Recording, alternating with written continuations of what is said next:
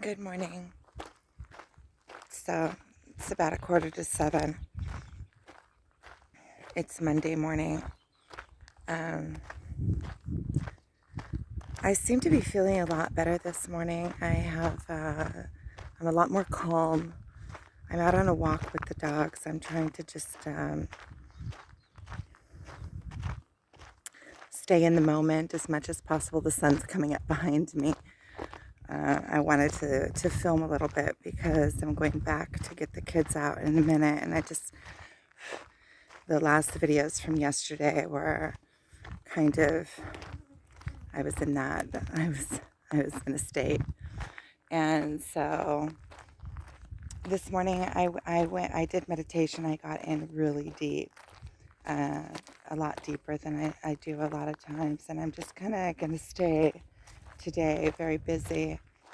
I'm starting to feel a little bit of that freedom mode. The mode of it's like a new era. And it's also cooled off quite a bit. So I feel like there's a little bit of a coolness in the air. It's like a change of seasons. And I feel like this is manageable. It's just a change. It's a shifting. There's pain and change. And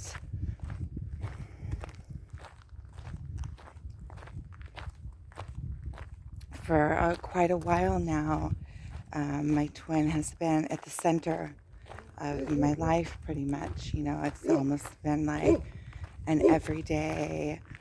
We got to meet every day and it was fun. And now I'm starting to resonate into this new circumstance, or this new um,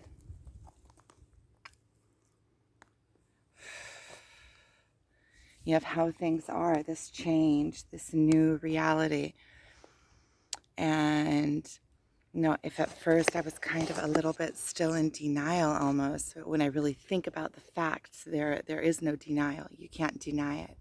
What happened happened, and the things that were said, were so, and the actions, the things that he said, that I'm not good enough to be his friend, or I'm not deserving of his friendship. I'm not deserving to be in touch with him. And things like that. Those are things that are absolute. Those are things that, okay, those are things that if somebody feels that way, then, and says those things, then those are absolute. That's not, that's how he feels. And it's something that is not, bypassable. And those words have like a finality, like final. Those things are things that you can't, they're undeniable. And also he said that I'm not the first person that, and I can see it. I can see that I'm not the first person that he cut out of his life. And so there's something there that is very cut clean, like very dry and cut. And then that he went and blocked me from his Facebook so he could have privacy. Those are like very finale. It's very final. And so it's almost like a gift to be given, because if otherwise there's always like hope left there.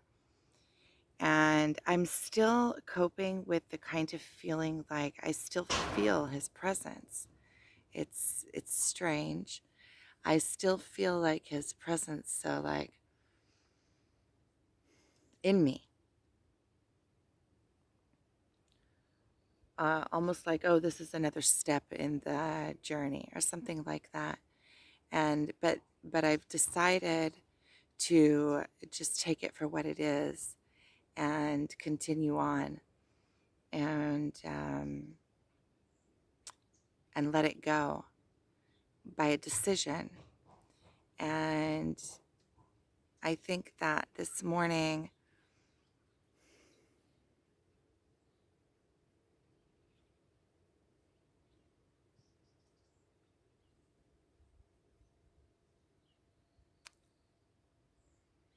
I'm feeling better already.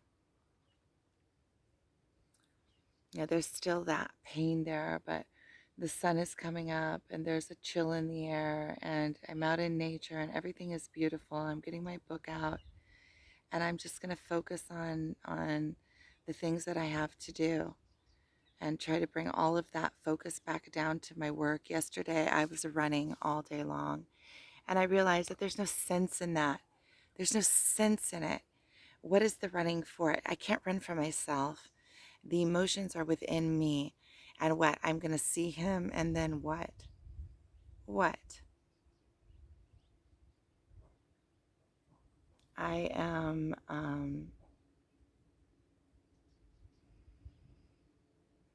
first of all, this morning I woke up in gratitude and I said thank you. The first thing in the morning, even though I felt like that big knot in my stomach, but I started out with like thank yous. Thank you for everything that I do have. Thank you for my children. Thank you for my doggies. Thank you for my health. Thank you for my flexibility of mind. Thank you that I can even be on this spiritual path and understand it and work things out, and for my rising, and for all of my friends, and for my family, and for nature, and for God, and for abundance, and for providence, and for all of my capabilities and abilities and talents and experiences and choices that I've made, and my strength. And thank you for all of that. And then, all of that. And thank you for the experiences that I've had with my twin.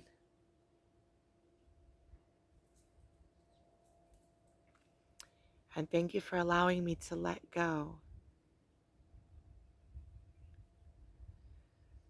And thank you for the love that is coming in. And thank you for my home.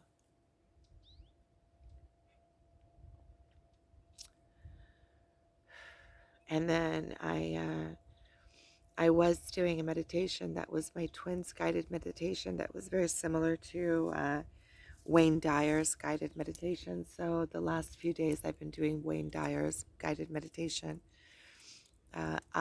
meditation, and just to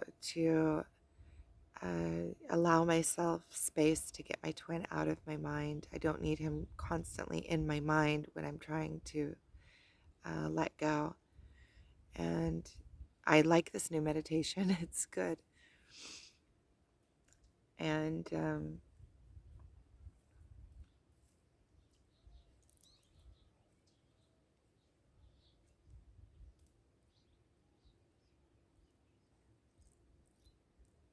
it's a new era.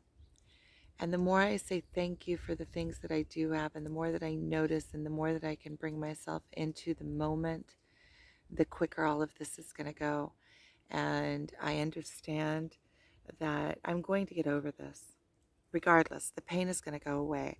So I might as well have it go away as quickly as possible. And I don't mean like cut cut corners, but intensify the pain when it comes up and allow it just to, understand it and let it go, and hold myself in the higher vibrational place and really let go. Not try to tell myself stories every time I catch myself thinking about him, or the stories in my mind that, of union or whatever. Just let those go and put in new thoughts of a new person, a new love that's coming in, a new era. Um, you can't hold on to something and see, it's kind of like a paradox because you do have to believe that something good is coming, but not try to force it to be something that it won't be.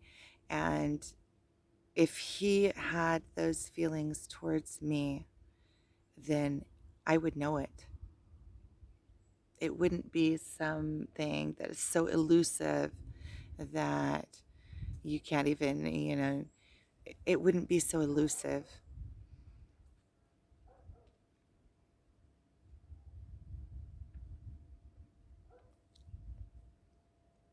See, I say those things and I almost have like this disbelief in me, and then I go back to the things that he said. And the things that he said, they're undeniable. Um, the things that he said to me in that last conversation, those are things that you can't say if you don't believe them. So the way that he cut it off with me was so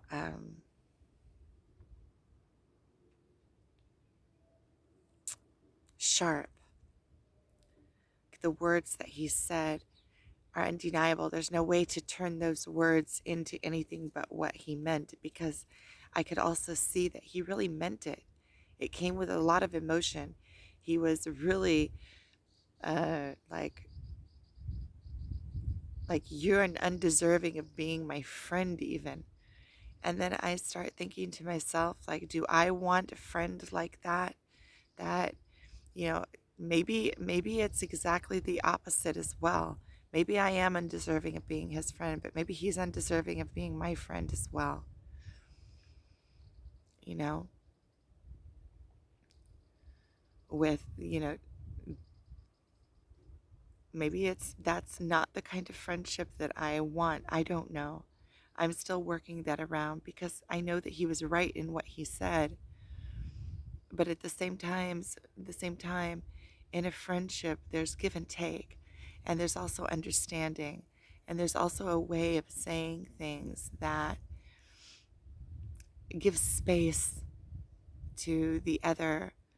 And I think that maybe there is like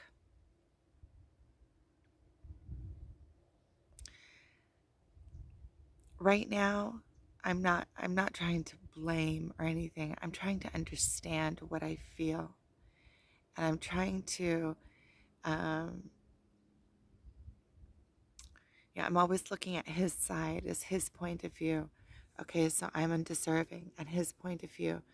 But where am I in all of that? And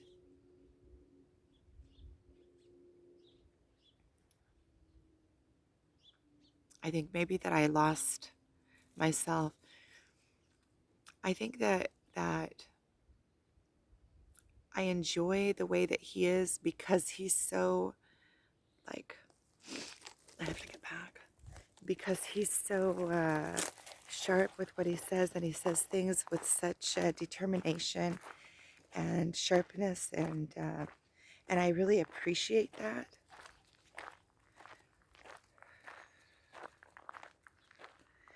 I just think that I'm a little bit mixed up from all of this, like a little bit.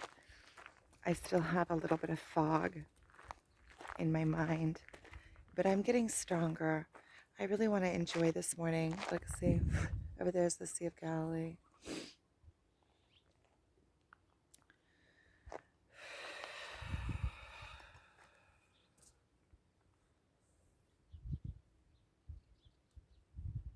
Checking to see if there's anything else that I really want to say, and I think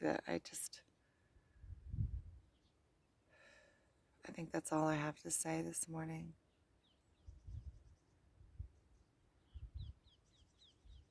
Okay, well, thank you for watching.